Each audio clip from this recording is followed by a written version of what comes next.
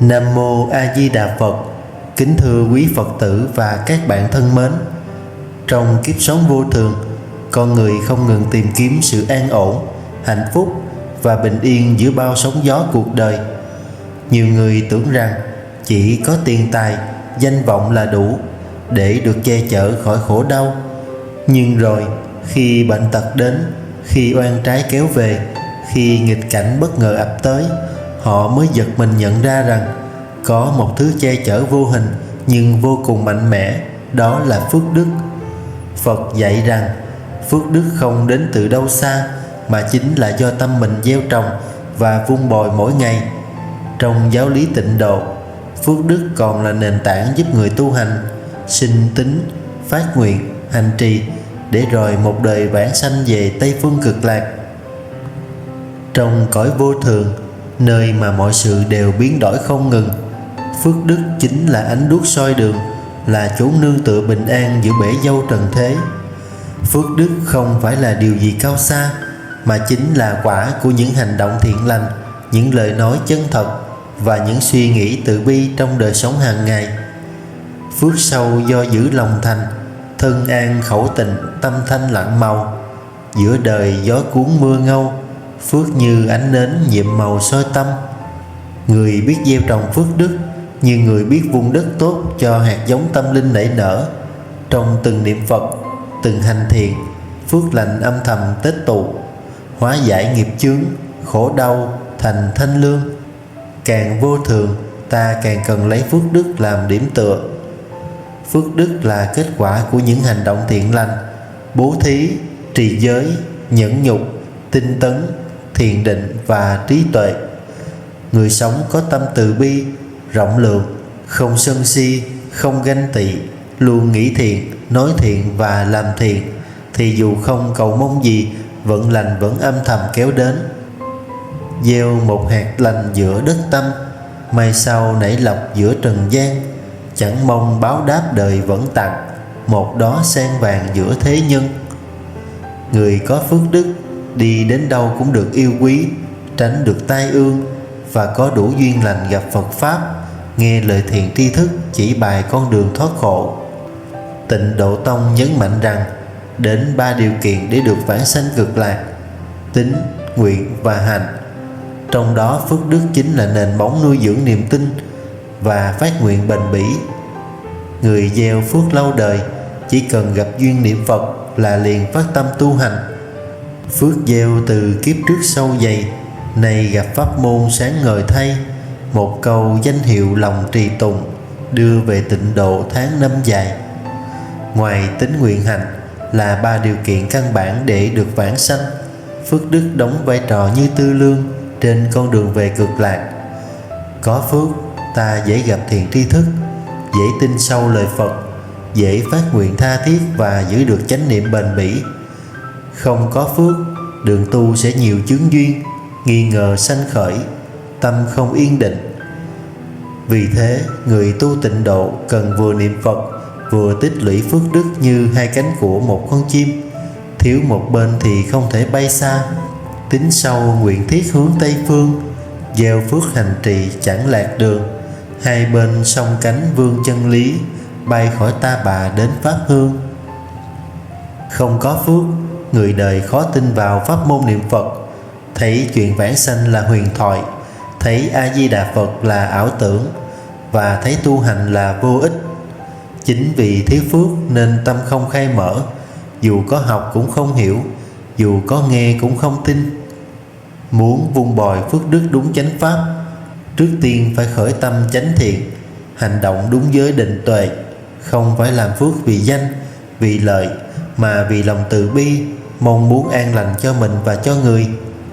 Thực hành bố thí trì giới, niệm Phật, tụng kinh, khuyến khích người tu hành, đó là những cách gieo phước chân thật và bền vững theo lời Phật dạy.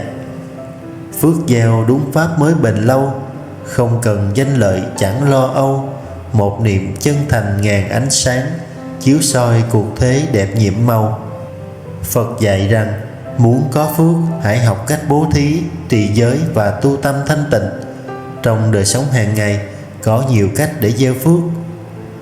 bố thí vật chất cho người khó khăn, cúng dường tam bảo bằng lòng thành kính, niệm Phật lại Phật, tụng kinh bằng tâm chân thành, buông bỏ sân hận, biết tha thứ, sống từ bi, giữ giới không sát sinh, không trộm cắp, không tà dâm. Nhưng quan trọng hơn cả là phải hồi hướng công đức về Tây Phương Cực Lạc để tạo duyên lành vãng sanh. Bát cơm trao tặng phước ngàn thu, lời lành nói nhẹ nghiệp mờ mù, một niệm quay đầu về tịnh độ, cả đời thanh thản giữa vô ưu. Phước đức không phải là món hàng để có thể dùng tiền tài hay quyền lực để mua. Đó là kết quả từ hành động thiện lành, từ lòng từ bi, khiêm hạ và tâm thành. Mỗi lời nói thiện, mỗi ý nghĩ tốt, mỗi hành động giúp đời đều là những hạt giống phước đức gieo vào ruột tâm. Chỉ có chính mình tu tập, tự mình chuyển hóa thì phước mới bền vững và lâu dài.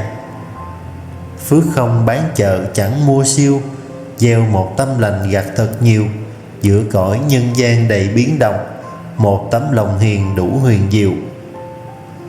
Phước đức không phải là món hàng để mặc cả với trời đất, cũng không phải là do cầu xin mà có. Đó là kết quả tự nhiên của tâm thiện lành và hành động đúng pháp.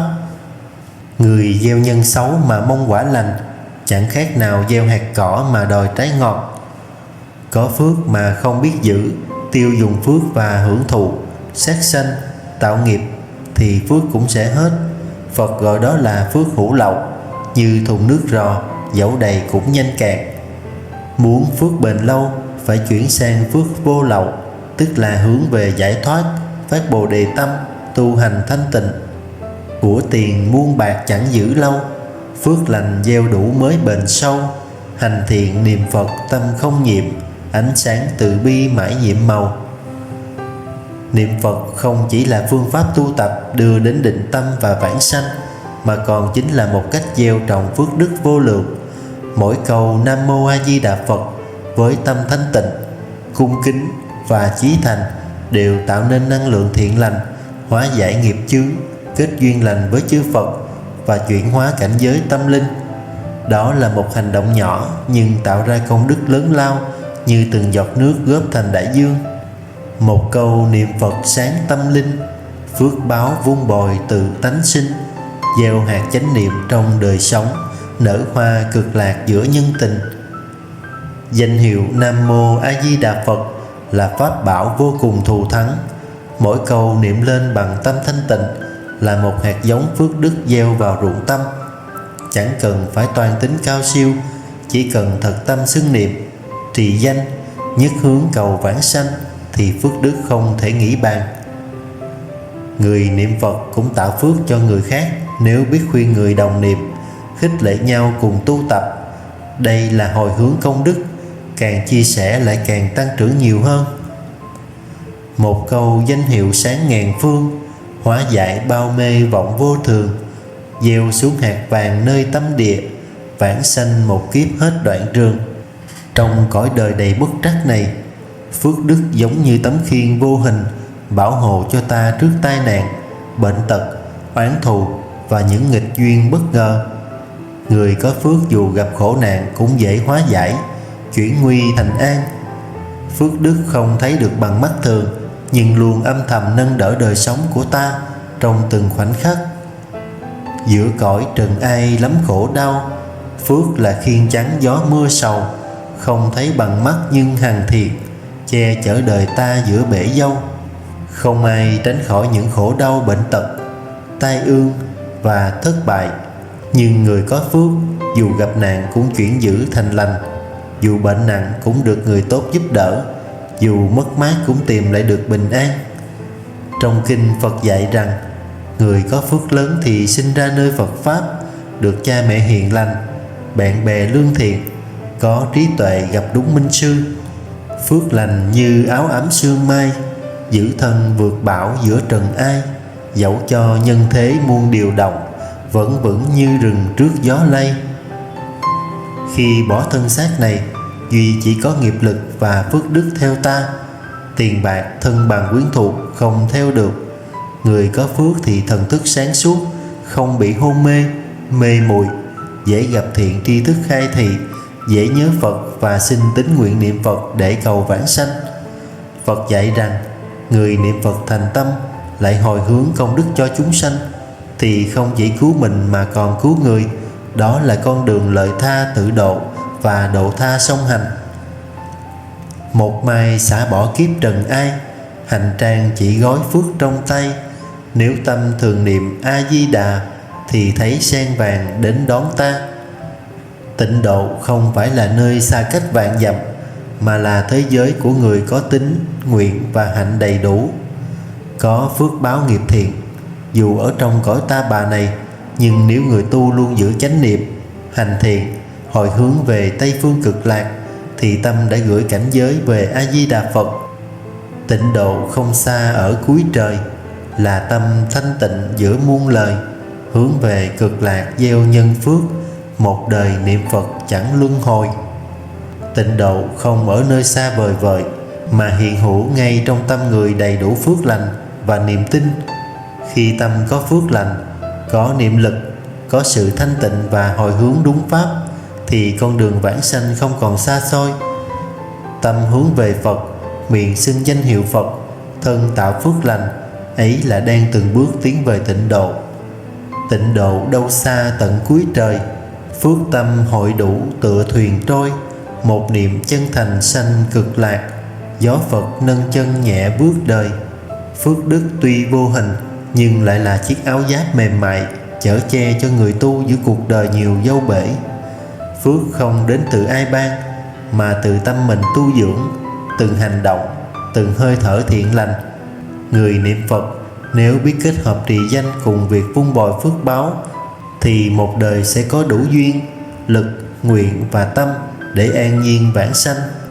Cầu mong cho mỗi người chúng ta, dù đang ở đâu trong cuộc hành trình đời sống, cũng luôn biết trở về với sự hiện lương trong tâm hồn, gieo trồng phước lành, hướng nguyện về Tây Phương, để đời này và muôn kiếp sau đều được ánh sáng của Phật A Di Đà che chở. Phước gieo hôm sớm chẳng hề quên, dù gió thời gian cuốn bao miền. Một đời niệm Phật lòng không đổi, Cực Lạc quê xưa nhẹ bước lên. Nam Mô A Di Đà Phật. Con nguyện đem công đức này trang nghiêm Phật tịnh độ, trên đền bốn ơn nặng, dưới cứu khổ tam đồ.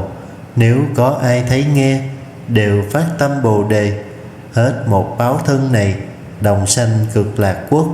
Nam Mô Tây Phương Cực Lạc thế giới đại từ đại bi A Di Đà Phật.